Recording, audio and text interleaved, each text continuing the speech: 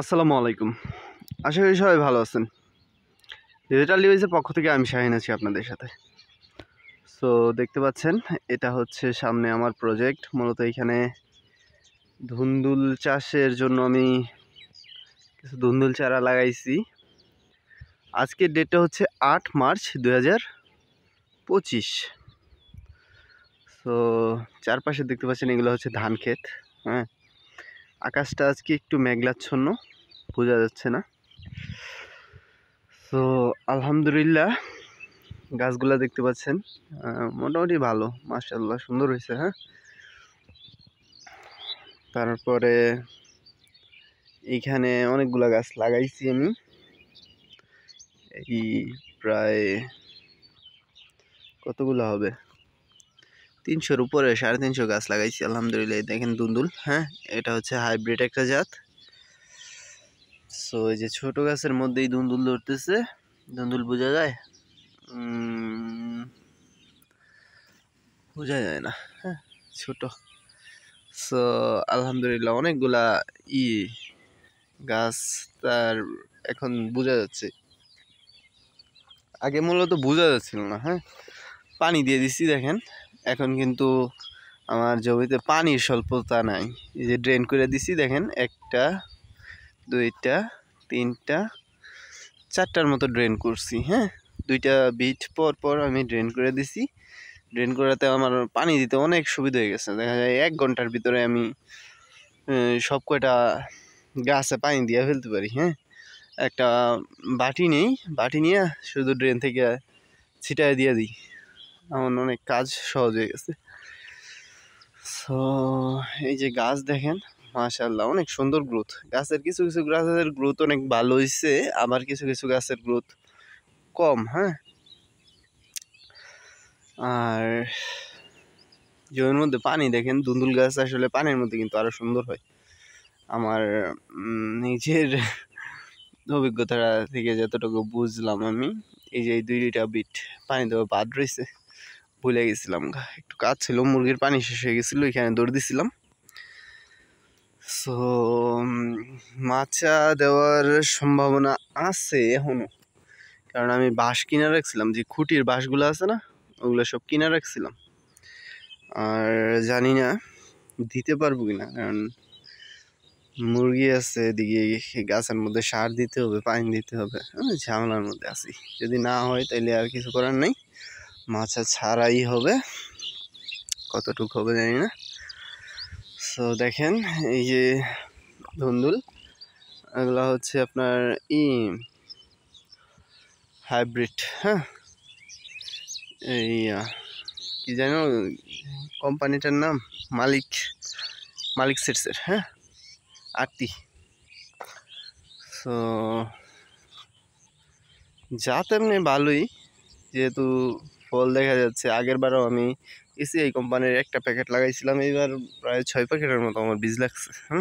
এখানে 100 করে বীজ থাকে, তার মধ্যে 6 প্যাকেট লাগার কারণ হচ্ছে অনেক বীজ চারা, এই কি বলে, চারা বীজ গজায় না। হ্যাঁ, জার্মিনেশন যেটা বলে, অনেক কম হয়, কারণ শীতের মধ্যে আমি লাগাইছিলাম। আর এগুলো হচ্ছে কাঞ্চন শসা। হ্যাঁ, আলহামদুলিল্লাহ এই 2-1টা করে নিতে পারি, 2টা একটা বাসায় নিই, খাওয়া চলে আর কি। এখন হচ্ছে মূলত রমজানের টাইম, ইফতারিতে 2-1টা শসা মুড়ির সাথে মাখায় খাওয়া যায় আর কি। আর আলহামদুলিল্লাহ শসা দিয়ে নিজেদের চাহিদাটা মিটতেছে।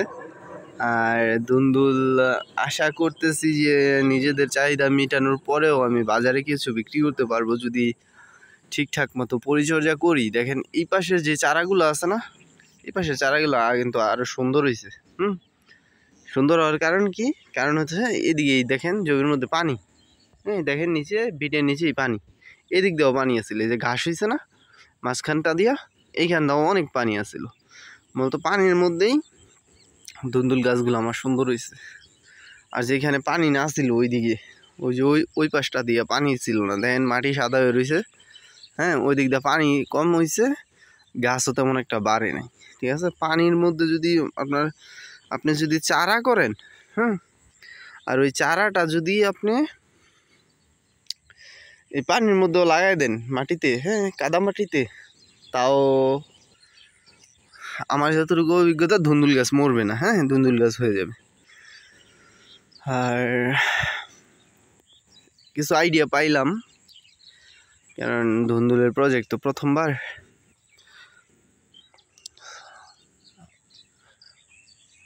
মনে করেন পানি রাখতে হবে জমির মধ্যে, তারপরে সার ম্যানেজমেন্টগুলা ভালো করতে হবে। ধুন্দুল গাছে তো খুব একটা রোগবালাই অ্যাটাক করে না, মনে করেন যে সাদামাছি, জাপ পোকা, তারপরে ফল ছিদ্রকারী পোকা একটু ডিস্টার্ব করে। যখন গাছ বড় হয়ে যায় তখন ফল ছিদ্রকারী পোকা একটু ডিস্টার্ব করে, এর ছাড়া খুব বেশি অসুবিধা হয় না।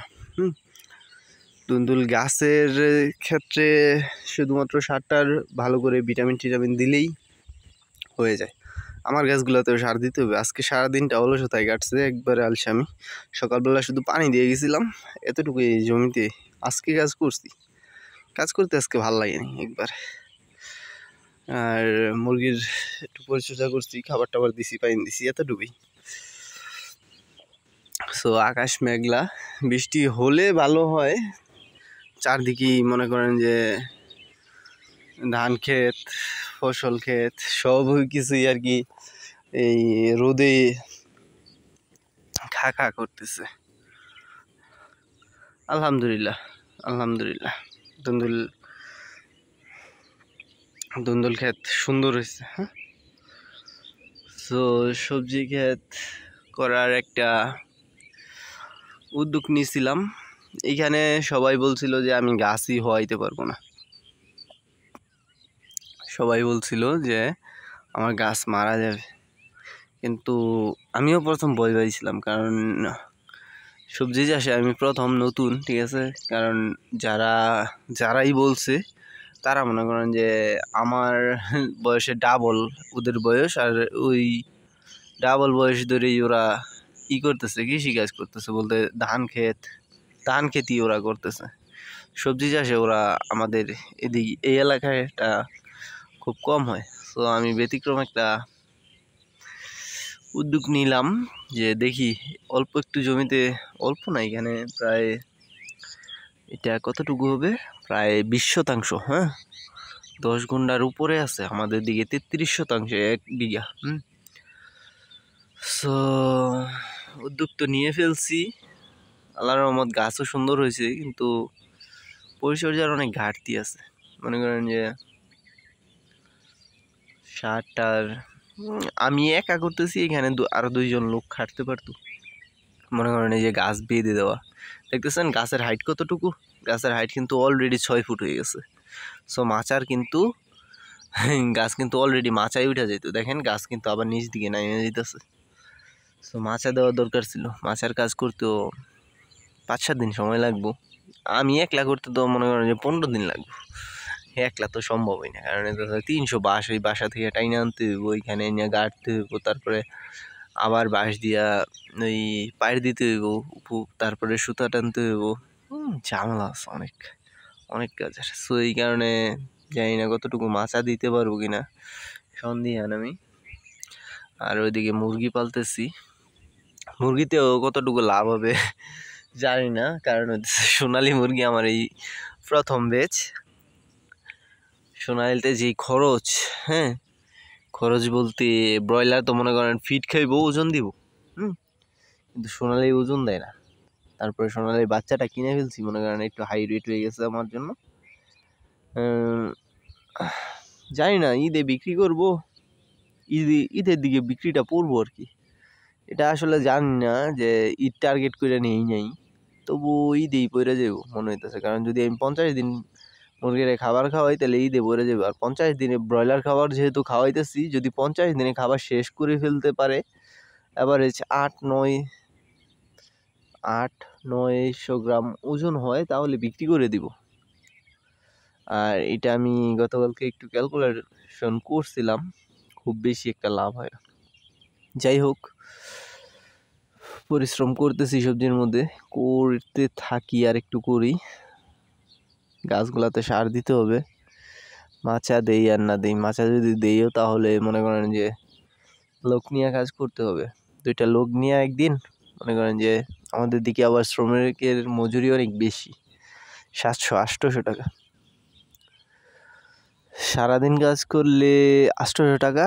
আর যদি মনে করেন যে 7টা থেকে 1টা পর্যন্ত করবে, তার ভিতরে নাস্তার সময় আছে, তারপরে আবার মাঝখানে আরেকবার বিরতি আছে, এইভাবে সময় দিয়া আর কি ওই তাহলে 500 টাকা দিতে হয়। শ্রমের মজুরিটা এদিকে বেশি, খরচ অনেক বেশি হচ্ছে। সো ভিডিওটা এই পর্যন্তই। ভিডিওটা ভালো লাগলে অবশ্যই লাইক করবেন, কমেন্ট করবেন, শেয়ার করবেন, সাবস্ক্রাইব করবেন। সাবস্ক্রাইব করে পাশে থাকা বেল বাটনটি বাজিয়ে দিয়ে সাথেই থাকবেন। ধন্যবাদ।